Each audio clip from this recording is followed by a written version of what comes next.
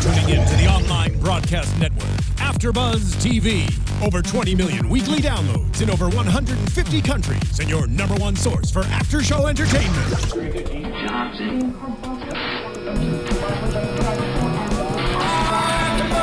AFTERBUZZ TV, the destination for TV superfans. Producing aftershows for over 300 of your favorite TV shows, interviewing celebrities and showrunners, and bringing you behind-the-scenes exclusives. All thanks to E! Entertainment's Maria Menounos, producer Kevin Undergaro, and internet leader Akamai.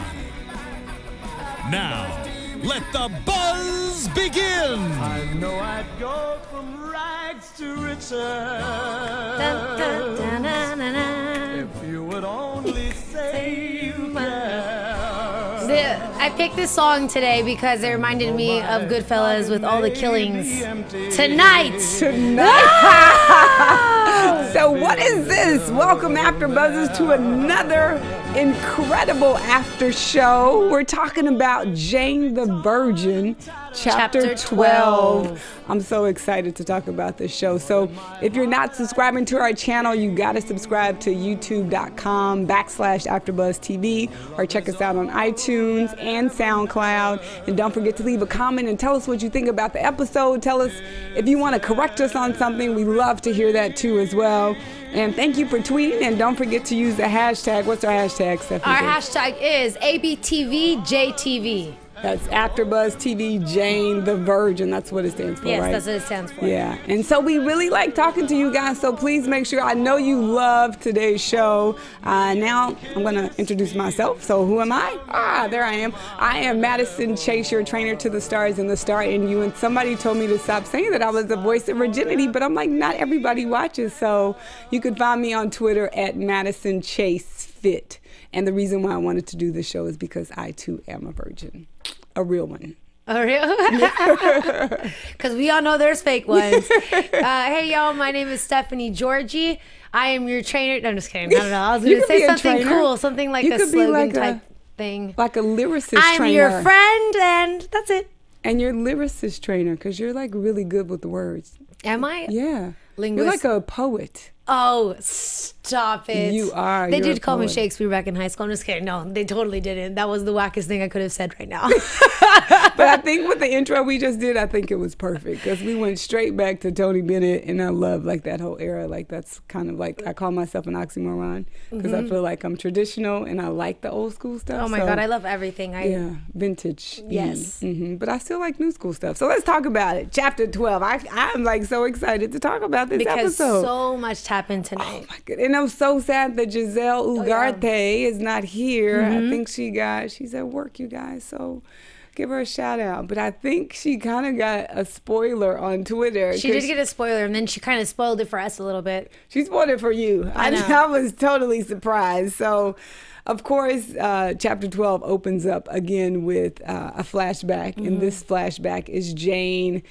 just really having a conscience of trying to do the right thing. And so being a little girl, she's trying on her grandmother's earrings. And because you love your grandmother or you love your mom, you want to be just like them. So Absolutely. She puts on the earrings, and it happens to me all the time. I'm like, what did I do? I lose something. I'm like, I just had it. That's the worst. I remember in elementary school, it was Halloween, and my mother had the awesomest, like these skeleton earrings, and I was a pirate. So I was like, Mom, let me wear those earrings. It's okay, but que por favor no lo pierdes. Like, don't lose them, please. Don't lose them. And I like that. Sure enough, it happened. Man, I lost them, and I cried. I felt so bad because she was so sad, and she wanted to get mad at me but couldn't, and it was the same thing. Like, the way Jane starts crying, I was like, I'm so sorry, Mom. Yes, and then we get kind of like, I guess that's a right. It was a little foreshadowing. Foreshadowing. It was a foreshadowing to what happens at the end, because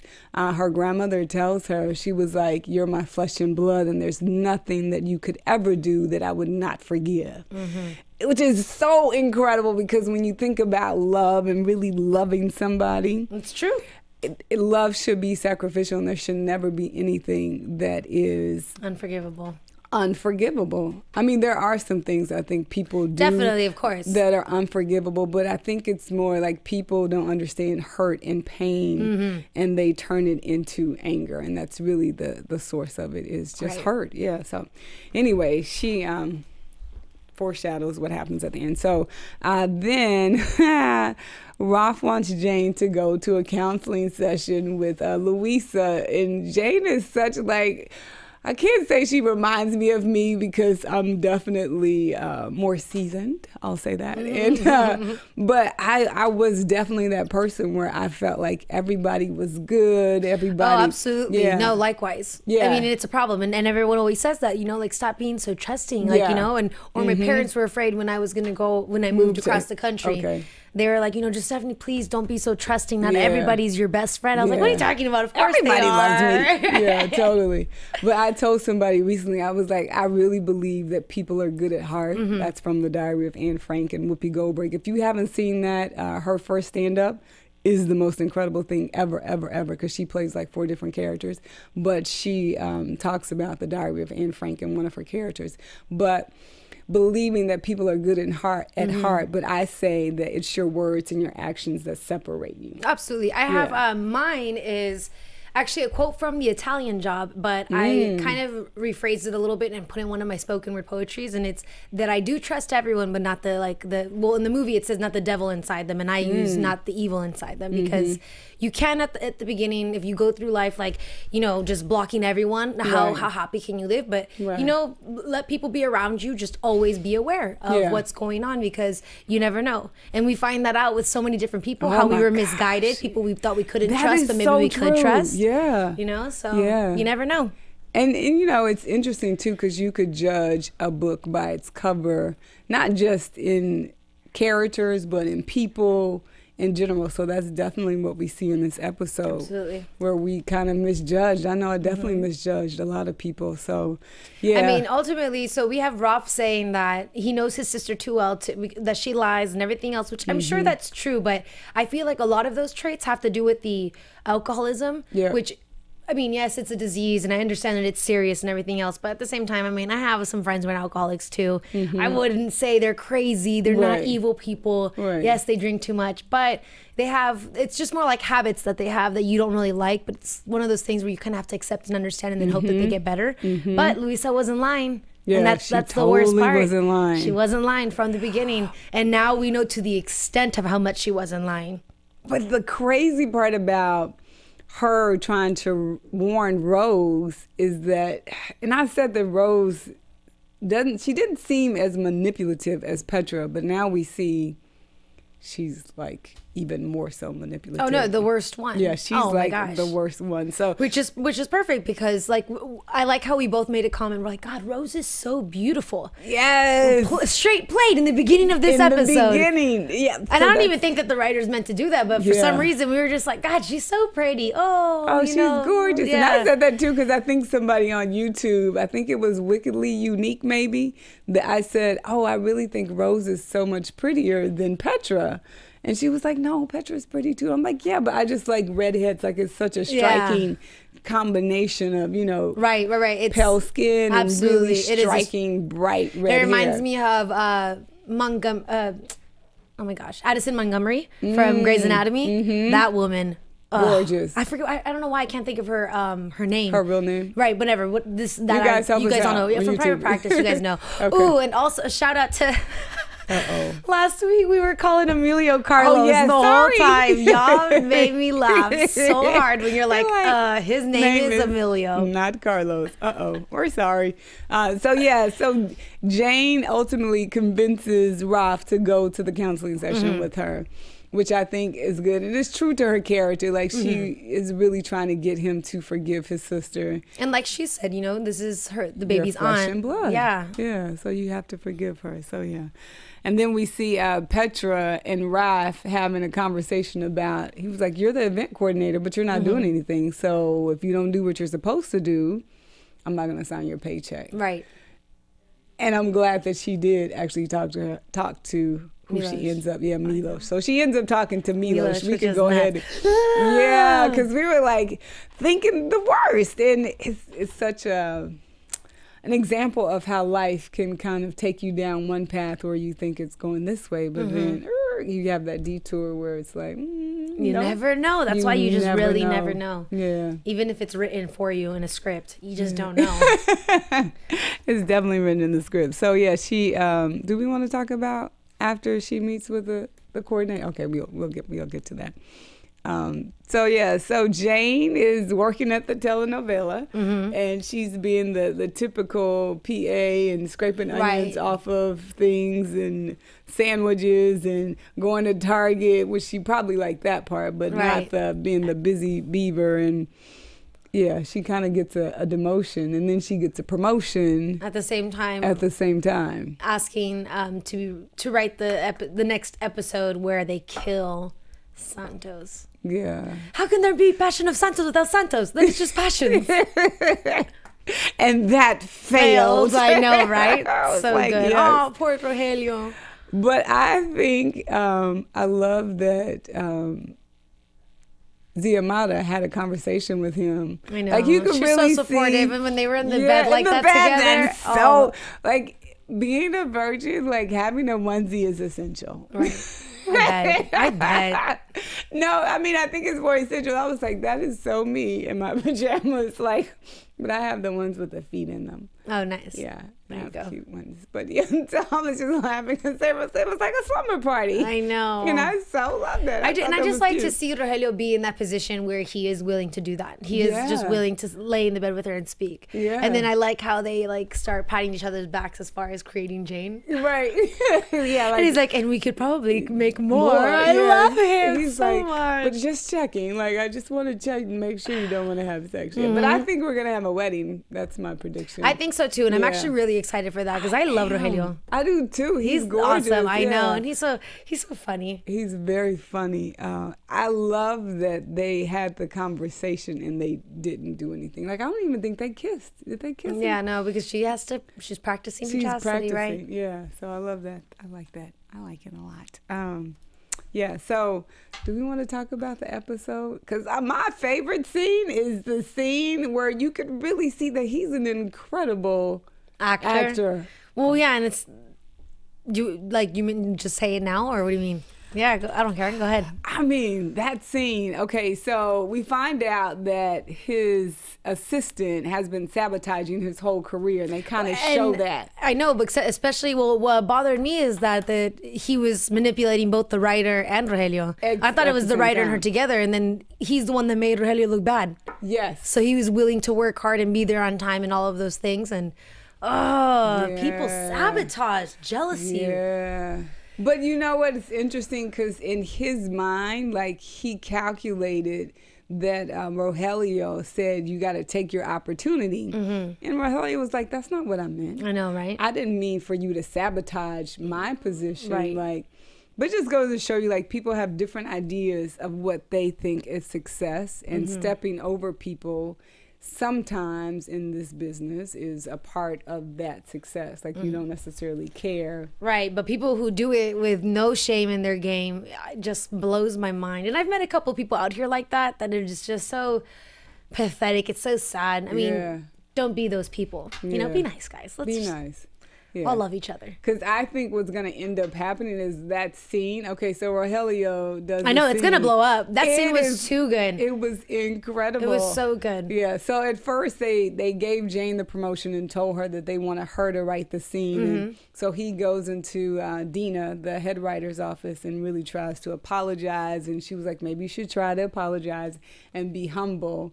But I feel like because he felt like it was such an injustice, like, he's been on time in his mind, and he was on time, but it was the guy that was sabotaging him. Right. So he couldn't be humble when you know you're justified. Because he's feeling he has to defend himself. Yeah. Which I have to say, you know what? I freaking love the relationship between Jane and Rogelio. I know, I love that. I can't even get over how well. Yeah, Yeah. I know. And it's just, they have such an awesome dynamic together, and they've already understood each other. And it's just one of those things where I feel like in a lot of situations for people, it would be natural like that. And then to see, like, you know, I was so happy that he did like an awesome job, had his time to himself, and that line was so good. That's what she was like, thanks, Grandma. Yeah. And she wrote that in the script, which was incredible. Yeah, and even in that scene too, with Jane getting the idea from the flashback at the beginning of using that line, she sees that her grandmother, because she tried to replace the earrings. Right. So she sees that her grandmother has on those earrings that she tried to replace. And so she was like, I know. Ding, light bulb. Now I know what to do. Yeah. And then they do it so great. Oh, and my the best goodness. part. So everyone claps and we see Rogelio be so happy. And then Jane comes up. Tell me, you guys better let us know if you cried, because I cried. We cried. Yeah. That was so good. She's like, you did so good, Dad. And that was the first time he heard it. So he was like, yeah, I love it. I know. And it did. And she just said it. Like, it came 'cause that's her natural. dad. Yeah. That was so good. Yeah. And I think you could see that she's teaching him how to be humble. She's teaching him about humility. She's teaching him And then so they're many almost the same. Yeah. You know, like at the core kind of a thing, because they, you know, they have these talents. They're good people. Exactly. So that's another nice part that you see then, that how they're so good at incorporating things where it's there like visually and then within the script as well. Yeah. So it develops on its own perfectly. I love that. And we haven't even talked about Emilio surprising Rose. Right. And then with we the have trip. that whole thing. First we get nervous because he says he wants to take her out. That's why they got us, because Rose was so scared in the beginning. But I did start, she was already this entire episode, she seemed kind of sketchy to me, because I was like, why are you freaking out so much and why are you pushing it? Plus, we already knew that she lied about Luisa. I guess I was thinking that it was still more about the money. Yes. And they played it like that, and she played the character like that. But did you see? We'll talk about that at the end. Like, who cares? Let's just talk about whatever part that we want to talk about. So when they get together and they're about to leave, and before when he surprises her, and then she's talking to Ralph like, I don't know, I'm nervous. Should we go to the police? I wonder if he would have said, yeah, okay, let's go to the police. Like, would she have gone to the police and let him? She probably would have, because if she put Luisa in jail, I mean, not in jail, in the crazy house, I guess, whatever. Well, I'm just so sad, because what if Emilio knew about Sin Rostro, who Sin Rostro was? Do you think? And that it was her. What if he knew, and that's why he was like, come on, we're going somewhere, and like he just wanted to get rid of her or something. Yeah. Because now I know, like, I know that subcontractor probably is not as bad. I bet you he was keeping a secret for a good reason and not a bad reason. You know? But I wonder if the subcontractor actually, who gave the cement? Like, why was the cement there? That's my point. And then, Emilio dies. Yeah. So that's yeah. Can you believe the way she did that too? She threw his underwear and then he got excited and bam, no. Yeah, she is a piece of work. But did you see one of the things that I thought was so interesting? She's a really good actress too. Right, no, the way she switched up on the phone call. Her face, well, the phone call, but then after she does that, like her whole face changes. Yeah, it completely changes. Like she went from being this beautiful, sweet, like to this like sinister sin, and then when they spelled out sin rostro, like Rose, crazy. I know. Yeah. And then, but it makes so much sense, because why would anyone think that a woman was behind this whole debacle of tragedy? Exactly. Yeah, I totally didn't see that. But now what I'm curious about is still who killed Sazo, because I don't know if it was either Petra's mom or if it was Rose. So it's interesting that the killers and the bad people and the liars are women. Yeah. Normally it's men, right? You know, or is it? Because we're just crazy. I'm playing emotional cycles, maybe. Aww. Yeah. And then now Petra. Okay, Team Petra for tonight. I know. Team Petra for tonight. We love her. I would be Team Petra. Well, I was excited when she started crying after she saw Milos, when she got surprised, because I kind of thought that showed her more like you saw more her humane side, right? Yeah. And then Jane got to see her, and you know that Petra was never, like, she wasn't trying to cry in front of no one, at least not like that. When she was crying, she like those dramatic cries. Right. But that was really good to see, especially to see her like be scared and vulnerable like that. But right away when Milos said that it was that the mom was lying, I believed him. Yeah. Oh, I think we said because that she's a little 2 or 3 that I was like, she could walk. I know. Yeah. And then when we thought that he sliced her neck, that was nuts. Oh my gosh. I was like, I know. And then because Giselle told us someone died. She texted us. So I'm like, was that who dies? No, I saw her in Instagram pictures just recently. It was so funny, but no. Yeah, that's nuts. But it wasn't her, thank God. And I'm so happy that he was smart to have done that to get her to stand up. Yes. What would you do in that position? Because technically, how long has she been in the wheelchair? Ever since she met Raf, right? Yeah. That's a long time. That's a long time. Yeah. And she was like, have you been lying to me? You've been deceiving me and manipulating me this whole time. Mm-hmm. It's like she's been living her life for her mother and feeling like she was responsible for the acid on the face. Which a little bit... Yeah. No, I guess she wasn't. You're right, but... So now we have to figure out the whole thing behind Petra's mother as to why she even lied about Milos cheating on her. You know what you know what I'm saying? Now we just don't even know what's going on. Before we kind of had enough information to have made predictions, and then I feel like we're back at zero because everything just got switched up. It totally got switched up, which I love. The writers are like, I know, Jane the Virgin, you are awesome. Yeah, that sounded so 70s, 80s. Yeah. So I really think when it comes to Milos, like you saw him have a different kind of demeanor after he reveals that her mom has been manipulating her the whole time. Right, because does he not seem soft to you? He doesn't seem like an aggressive person, with the exception of him being mad. Yeah, the first time. But then maybe that's just a cultural kind of thing. Absolutely. I mean, when I get mad, I get mad. And I might be a little bit dramatic. I might be a little bit exaggerated, but I can't help it. What do you want me to do?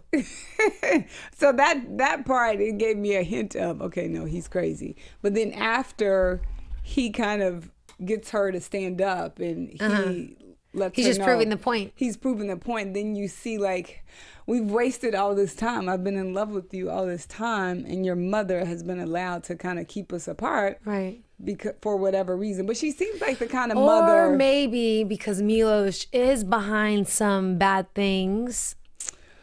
But and Petra's mother just had to make up a lie. No, you see, it could be anything. I don't think so. I think she's that mother who was just jealous, or I don't even know if jealous is I'm the word. Or just, no, I don't want you to be with that man. Yeah, maybe it was that man, because you see the man she chose was a very wealthy man, like, so that they could both be taken care of. Oh, maybe he wasn't wealthy. You're right. Maybe he wasn't wealthy enough for her. So, and that was really like her love, you know, the love of her life, and she didn't care about how much money he had. I wonder where that mama walked to. She doesn't have. I know that. Where did she go? She was like, just leave. I'm like, where did she go? I don't know. I'm like, I'm genuinely curious. And what is everyone supposed to do when they see her walking? That's a hot mess. Chapter 13. Yeah, that is going to be a hot mess. I wonder if she's going to be back, though. She's going to come back. Yeah, no, absolutely. Yeah. Well, because we still have to figure out as to even why that whole thing happened, or why she lied, or what she's supposed to do, or if she was the one that killed Sazo.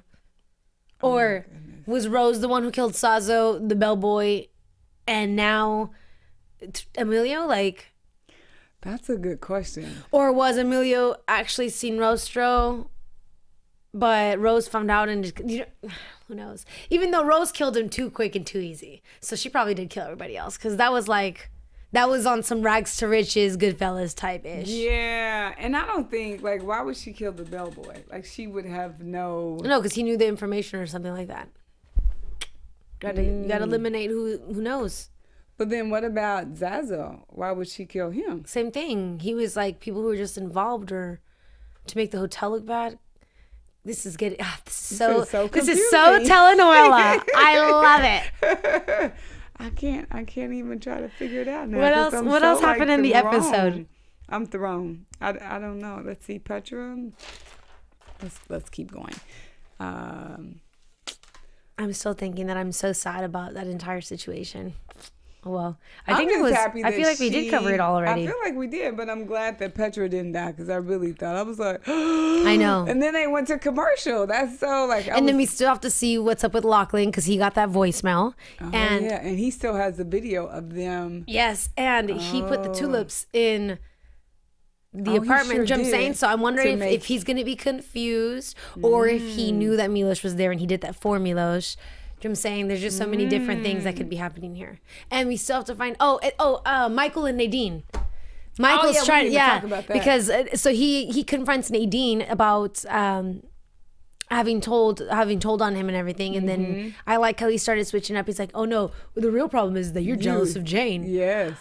Ooh, boy, I would have let her have it. I know, but whatever, because it's really the other way around. About who's being unprofessional now, or who's putting their emotions and feelings into this now, like, and who's working with their dirty brother now. Now that was interesting. They brought him back. Yeah. They did on what apparently what they used to do. So they're probably good at that, and that's easily why I feel like he could have become a detective because you're just like, you know. The Departed, when the bad guy was that main cop, was Matt Damon. You know what I'm saying? Yeah. So many things could be happening. That's interesting. Yeah, we didn't even talk about Nadine and Michael, but yeah. Michael's about to lose it though. Inevitably. I think he is. It's so interesting. He's getting too dark. This is making him become too dark. Yeah. I think he's focused on the wrong thing. Like, you should never want anybody who doesn't want you. Yeah. Period. Like, you're wasting your energy. But he was so good to her. That's what's so sad. For some reason, I just thought of Maleficent. Oh, because you know how for a lot of movies or evils, or I guess like those backstories for a lot of like the evil characters, they were all once good, but something happened to them that made them bad. I think that's just people in general.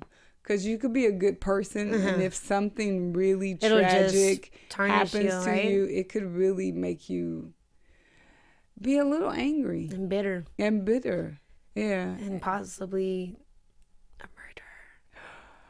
Sin rostro, but So I wonder what Rose's backstory is. Like, what happened to her? We're about to find out. She's good. She's gonna have a lot more lines. Have we talked about everything? I think so. Oh no, we haven't talked about Rogelio. Possibly, I see that happening. Like, he's gonna be a big film star. And I love that Xiomara's awesome to motivate him. That's what I'm saying. They're just all such a little good family. Yeah, poor Jane to have not grown up that way. I know, but you know what? I feel like the tragedy in her not having her dad helped her be the woman that she is. Helped her to be the woman that she is. Because I know for me, that's part of the reason why I'm a virgin. Like, my dad was never around. My mom was a single parent. She never said anything bad about my dad. But I was like, I never want my child to grow up without their father. Right. So if all I have to do, like, the best birth control is no sex, like, I'm just not going to do it because I don't want to have a baby without a father or a husband that's happy, like in a happy marriage. So, yeah, I totally think that is probably why the foundation of who she is. So that's definitely the foundation of who I am. Because what doesn't kill you makes you stronger. Absolutely. Look at these muscles. Bam. They don't call her Madison Chase Fitness for nothing. Let's